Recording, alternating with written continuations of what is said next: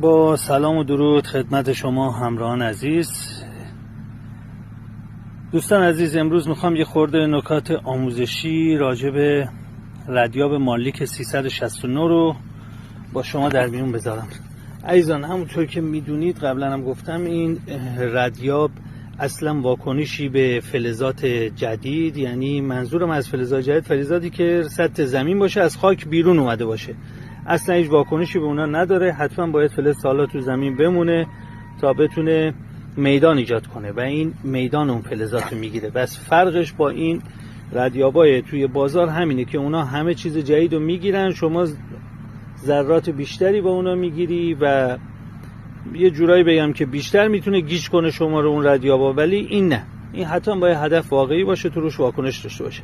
ببینید، من اومدم سر این چاله تست همیشگی که تو فیلم های قبلم بود. الان 1 سال و 1 ماه شده این چاله تست رو درست کردم. پارسال 7 فروردین بود. روی این اومدم تست کردم. آیونیک هم که با ماست، نقطه زن لوپی هم با ماست. ببین، روی همین چاله تست واکنش داره، ولی نه اون واکنشی که من تو محیط باهاش از روی کارهای واقعی چند هزار ساله گرفتم.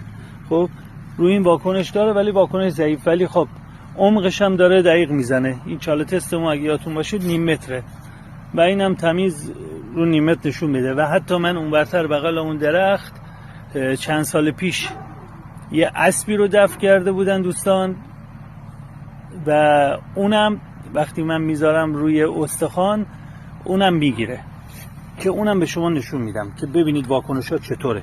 دوستان یادتون باشه یه گزینه‌ای هستش که شما وقتی بهتون میگم اول نگاه کنید، گزینه‌ها رو براتون میگم بعد این توضیح رو میدم، اینجوری بهتره.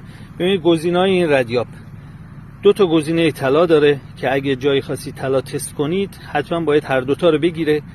گزینه نقره داره، سیلور، کاپر داره، مس، برنز، که این 2 تا گزینه رو، کاپر و برنز رو، برای گزینه مفرق استفاده میشه. وید داره که فضای خالی همون حفره است، کربن، جار که میشه شیشه، واتر آب، بونم برای استخوان به کار میره، و آیرون آهن، و آخری هم که دیاموند برای الماس. خب این گزینه‌هاشه. و مورد بعدی هم که ببینید، شما میتونید از این حالت خارج بشید، کلا دستگاه خاموش میشه. از اینجا میتونید دوباره کلید پایین رو بزنید، اینجا سیستم دومتون روشن میشه که شما میتونید به صورت دستی فرکانس بدید. ببینید الان اینجا هم شب نور خوبی، به صورت دستی خیلی راحت میتونید فرکانس مورد نظری که تو محیطتون میگن آقا فلان فرکانس اینجا باهاش بچه‌ها طلا زدن، فلان فرکانس اینجا سکه زدن، اینجا این فرکانس بهتر جواب میده، شما میتونید اون فرکانس رو وارد کنید از این طریق و بعد کاوش کنید. این هم گزینه بعدیش بود. اینجا هم که شما دستگاه رو دوباره خاموش میکنیم، از اینجا میای رو گزینه بالایی که اینم 12 و یکم، اینجا هم گزینه باتری دستگاه است و بغلش هم محل شارژشه. اینم که دسته دستگاه. 2 تا آنتن سنسوری. دوستان ببینی، آنتنا توی بازار شاید زیاد دیدید که چنین آنتنایی رو میدن بیرون، بازش میکنی میبینی یه لوله است و یه سیمی رو از توش رد کردن. خیلی راحت بهتون بگم، گفتم من بارها که توی این پیج ما هیچ چیز قایم کردنی نداریم، همه چیز اینجا آشکاره. ولی این لوله ها اصلا خیلی راحت بهتون بگم، اصلا خریداری کردید لوله ها رو باز کنید توش رو ببینید، اگه غیر از این که من گفتم بود وسیله مال من. ببین این لوله ها سیم پیچ داره داخلش، با اون لوله سنسوری های الکی که تو بازار میگن لوله های سنسوری به جای آنتن میذارم فرق داره، کامل توش سیم پیچ شده. و یه تستی هم الان براتون میگیرم بعد از این توضیحات. دوستان ببینید، من خودم هر جا برم اولین گزینه‌ای که باش کار میکنم، با این 2 دکمه میتونید بالا پایین کنید. من اولین گزینه‌ای که کار میکنم، یا ببین اگه دنبال مفرقی میذارم روی کاپر رو با برنز، یا این که اگه میخوام تو قبرستون کار کنم اول میگردم دنبال فضای خالی حفره. حالا ما یه فضای خالی حفره میذاریم، این چاله تستمون هم یه حفره‌ای داره، در کنارش اینجا ما یه قبری هم داریم که گفتم بهتون اینجا یه اسب بنده خدایی چندین سال پیش اینجا دفن شده. نگاه کنید شما رو هر گزینه‌ای که گذاشتی، الان مثلا گذاشتین رو گزینه حفره، خب یه چند ثانیه سیستم رو به سمت پایین نگه می‌دارید، حدود 15-20 ثانیه کافیه که این فرکانسی که دادی تو محیط پخش بشه. بعد دستتون میارید بالا. دستگاه رو باید اولین کاری که بکنید یاد بگیرید که آقا دستگاه رو به صورت مستقیم طوری نگه داره که دستگاه خودش این ور اون ور بشه، نه اینکه شما مثلا حالا وارد نباشه اینجوری کنید دستگاه بالا پایین چپ و راست بشه. نه، میاری بالا به صورت مستقیم نگه میداری. میخوای هدف زنی بکنی، الان گذاشتیم رو افته، با یه قدم باش برداری تا دستگاه جهت بگیره. ببینید یه قدم بر میداری، الان داره حفره. خب دوباره برم یه دستم گوشیه، همه چی نامیزو میشه. این نگاه کنید الان داره حفره این قبر رو میزنه که توش این حیوان است. ببین میره روش، کج میشه. شما اگه باز ندونید قبر بری این بر میری این بر، دوباره میبینید دستگاه میخواد برگرده به اون طرف. خب میری طرفش و اگه کار درست باشه بالاش چرخش داری.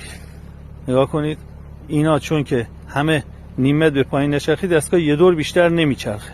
دوباره رد بشی ازش، دوباره برمیگرده طرفش، دوباره میری طرفش، همون واکنش رو داری. ببینی دوباره برگشت، روی کارم باستید، چرخش خودشو داره. خب این کار چون تو نیم متر هم بیشتر نذاشتم پایین، همین یه دور میچرخه وای میسه، دوباره ازش رد بشی همین واکنش رو دوباره بهتون میده، برمیگرده. حالا من میذارم رو گزینه بعدی. ببین الان میخوام گزینه رو عوض کنم، دست تنها هم داستانای خودشو داره. گزینه رو میارم روی مس میذارم، چون من تو این چاله تست مس دارم. ببینید روی کاپر گذاشتم، یه چند ثانیه سرشو پایین نگه میداریم. الان دیگه قاعدتا طرف این قبری که فقط حفره و استخوانه نباید بره. حالا ببینید من به طرف همین قبر وامیستم، بعد چند ثانیه دست رو میاریم بالا، یه قدم حرکت میکنیم، خودش برگشت. نگاه کن دوباره میری طرف اون کار. این الان چاله تستمه، نگاه کن روش برمیگرده. شما هر چقدر بخواید اینو زور بزنی برین، دوباره روش برمیگرده. نگاه کنید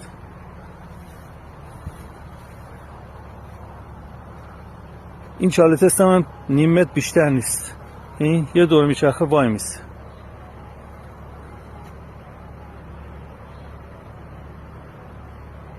این میخواد بگه نیم متر بیشتر عمق نداری. این دست من به این جمان حرکت نمیدم و بگیم با دست من چپ راست میشه. من رد میشم، دوباره برگشت طرفش. کارش به همین راحتی. حالا من دستنها این سختیه، خب من میرم طرفش، نگاه کنی برمیگه طرفش. دارم دور میزنم دورش. میری روش میچرخه و هر دوری که به چرخه حدودا نیم متر عمق نشون میده. تا اینجا این توضیحات رو نگه دارید. باز سوالی بود تو فیلم های بعدی بهتون بقیه توضیح میدم.